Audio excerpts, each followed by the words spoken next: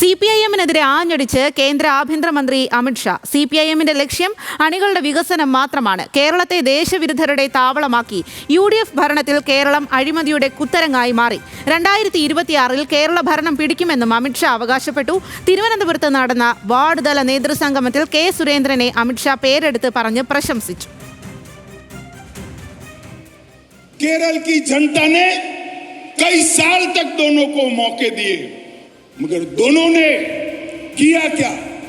हिंसा, भ्रष्टाचार, वोट बैंकों की निर्मिति, एपीसमेंट और देश विरोधी तत्वों का केरल में पनाहगाह बनाने का काम किया है। क्यों केरल की लेफ्ट सरकार ने PFI को प्रतिबंधित नहीं किया और PFI बढ़ता बढ़ता बढ़ता भारत के अन्य हिस्सों में जब गया तब मोदी जी ने PFI को बैन कर सारे राष्ट्र विरोधी लोगों को जेल की सलाखों के पीछे डालने का काम किया। मैं केरल के मतदाता भाइयों बहनों को कहने आया हूं कि 2026 का चुनाव NDA बीजेपी के नेतृत्व में, मोदी जी के नेतृत्व में सरकार बनाने के लिए लड़ने जा रहा है। BJP സംസ്ഥാന കമ്മിറ്റി ഓഫീസ് ഉദ്ഘാടനത്തിന് കേന്ദ്രമന്ത്രി സുരേഷ് ഗോപി എത്താത്തത് വിവാദമായിരിക്കുകയാണ്. പകരം കോട്ടയത്തെയും കൊച്ചിയിലെയും സ്വകാര്യ ചടങ്ങുകളിലാണ് സുരേഷ് ഗോപി പങ്കെടുത്തത്.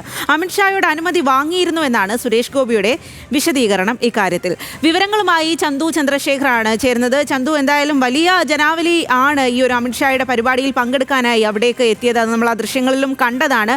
ഇപ്പോൾ ഈ അമിത്ഷായുടെ ഈ ഒരു ചടങ്ങിലെ പങ്കെടുത്തത്, അതുപോലെ തന്നെ അദ്ദേഹത്തിന്റെ വാക്കുകളൊക്കെ ഏത് രീതിയിലാണ് നമുക്ക് നോക്കിക്കാണാൻ സാധിക്കുക? പ്രത്യേകിച്ചും BJP-യിൽ വലിയ തരത്തിലുള്ള പ്രാദേശികമായിട്ടുള്ള പ്രശ്നങ്ങളൊക്കെ നിലനിൽക്കുന്ന ഒരു സാഹചര്യത്തിൽ കൂടിയാണ് K. സുരേന്ദ്രനെ അടക്കം പ്രശംസിക്കുകയാണ് ചെയ്തത്.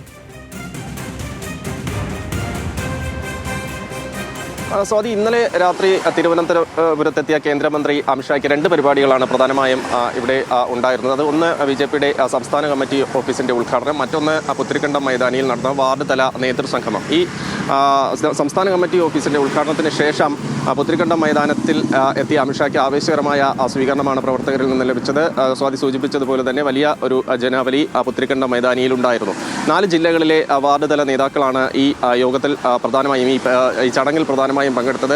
അതിൽ അടുത്ത തദ്ദേശ തെരഞ്ഞെടുപ്പ് BJP-ക്ക് ഗുണപ്രദമാക്കുക എന്ന ഒരു ലക്ഷ്യത്തോടു കൂടിയായിരുന്നു അമിത്ഷായുടെ പ്രസംഗവും. പ്രധാനമായും ഇടതു വലതു മുന്നണികൾ സംസ്ഥാനത്ത് മാറി മാറി ഭരിച്ചു. ഈ മാറി മാറി ഭരിക്കുന്ന ഘട്ടങ്ങളിലൊന്നും ഒരു വികസനം ഇവിടെ സാധ്യമാക്കാൻ കഴിഞ്ഞില്ല. അതുകൊണ്ട് തന്നെ വികസിത കേരളം എന്ന ഒരു സങ്കല്പം, ആ സങ്കല്പത്തിൽ ഊന്നി നിന്നുകൊണ്ടുള്ള BJP-യുടെ പ്രവർത്തനം മുന്നോട്ട് കൊണ്ടുപോകാനാണ് പ്രധാനമായും അമിത്ഷാ ആവശ്യപ്പെട്ടിരിക്കുന്നത്. ഇടത് സർക്കാർ അല്ലെങ്കിൽ CPM കേഡറുകളുടെ വികസനം മാത്രമാണ് ലക്ഷ്യം വയ്ക്കുന്നത്. കൂടാതെ PFI പോലെയുള്ള പാർട്ടികൾക്കെതിരെ ഇവിടെ ഒരു നടപടിയും സർക്കാർ എടുത്തില്ല തുടങ്ങിയ വിമർശനങ്ങളും അമിത്ഷായുടെ ഭാഗത്തു നിന്നും ഉണ്ടായി. എന്തായാലും അടുത്ത തദ്ദേശ നിയമസഭാ തെരഞ്ഞെടുപ്പിൽ പാർട്ടിയെ സജ്ജമാക്കുക, അടുത്ത തദ്ദേശ തെരഞ്ഞെടുപ്പിന് തൊട്ടും 4 മാസക്കാലം വളരെ ആവേശകരമായ പ്രവർത്തനം നടത്തുക എന്ന ഒരു നിർദ്ദേശമാണ് അമിത്ഷാ നൽകിയത്. എന്തായാലും വൈകുന്നേരത്തോടു കൂടി അദ്ദേഹം ഇവിടെ നിന്നും മടങ്ങിപ്പോകും. സ്വാതി, മറ്റൊരു പ്രധാനപ്പെട്ട കാര്യം ചന്തു, സുരേഷ് ഗോപി ഈ ഒരു ചടങ്ങിൽ പങ്കെടുക്കാത്തത് വലിയ തരത്തിലൊരു വിവാദം ആകുന്ന ഒരു സാഹചര്യം കൂടിയുണ്ട്. ഇക്കാര്യത്തിൽ സുരേഷ് ഗോപിയുടെ ഒരു വിശദീകരണം എങ്ങനെയാണ്?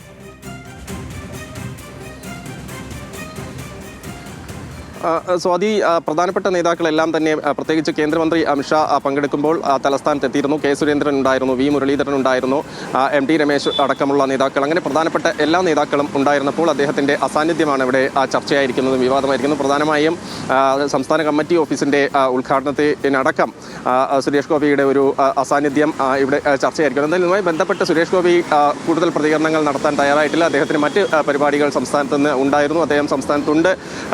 ആ ഒരു സാഹചര്യത്തിൽ കൂടി ഈ ചടങ്ങിൽ പങ്കെടുക്കാത്തതാണ് ഇവിടെ പ്രധാനമായും ചർച്ചയ്ക്ക് വരുന്നത്. എന്തായാലും ഇതിൽ സുരേഷ് ഗോപിയുടെ പ്രതികരണം അല്ലെങ്കിൽ പാർട്ടിയുടെ ഏതെങ്കിലും തരത്തിലുള്ള പ്രതികരണം ഇതുവരെ വന്നിട്ടില്ല. സ്വാഭാവികമായും അത് സംബന്ധിച്ചുള്ള വിശദീകരണം വരും മണിക്കൂറുകളിൽ ഉണ്ടാകുമെന്നാണ് മനസ്സിലാക്കാൻ കഴിയും. ശരി ചന്തു, കേന്ദ്ര ആഭ്യന്തരമന്ത്രി അമിത്ഷായുടെ കേരള സന്ദർശനം പുരോഗമിക്കുകയാണ്. അതിന്റെ വിവരങ്ങളാണ് ചന്തു ചന്ദ്രശേഖർ നൽകിയത്.